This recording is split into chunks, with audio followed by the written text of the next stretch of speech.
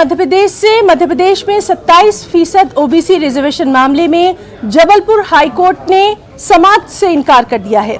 High court में OBC reservation को लेकर 53 अर्जियां दायर की गई थी। ओबीसी रिजर्वेशन के मामले को लेकर कल ही शिवराज सिंह हुकूमत ने पंचायत इंतखाबात को मनसूख करने का फैसला किया था। ऐसे में सभी की निगाहें हाईकोर्ट के फैसले पर मरकूज थी। सीधे रुख करेंगे भोपाल का। हमारे साथ मौजूद हैं हमारे नुमाइंदे मेहताब आलम। मेहताब, जबलपुर हाईकोर्ट के इस फैसले पर सभी की नजरें लगी हुई थी, तफसीलात चाहेंगे।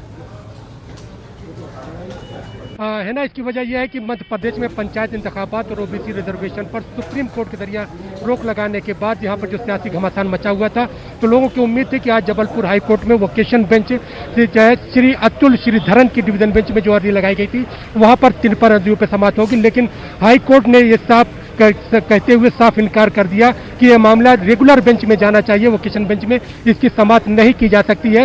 इसी बीच अभी यह खबर आई है कि मध्य प्रदेश पंचायत रिजर्वेशन का जो मामला है, ओबीसी रिजर्वेशन के मामले को लेकर सुप्रीम कोर्ट में मरकजी हुकूमत ने पार्टी बनने को लेकर सुप्रीम कोर्ट से रुजू किया है और इस मामले में जो है मध्य प्रदेश के साथ साथ जो है मरकजी हुकूमत भी वहां पर पार्टी बनना चाहती है। यहाँ पर मध्य प्रदेश में गजट नोटिफिकेशन कल किया जा चुका है पंचायत इंतखाबात को मनसूख करने को लेकर। अब जो है लोगों की निगाह जो है जहां पर हाईकोर्ट पे लगी हुई थी, इसी के साथ साथ Madhya Pradesh state election commission क्या फैसला लेता है उस पर भी लगी हुई है। यहाँ पर एक बात और भी है ना, जबलपुर हाई कोर्ट ने समाप्त करते हुए जहां पर नीट और अंडर ग्रेजुएट तलबा की जो काउंसिलिंग थी उस पर भी जो है एक साफ कर दिया है कि जो 14% रिजर्वेशन पहले था वही रहेगा, किसी भी तरह के इंटरिम रिलीफ देने से भी मना कर दिया है।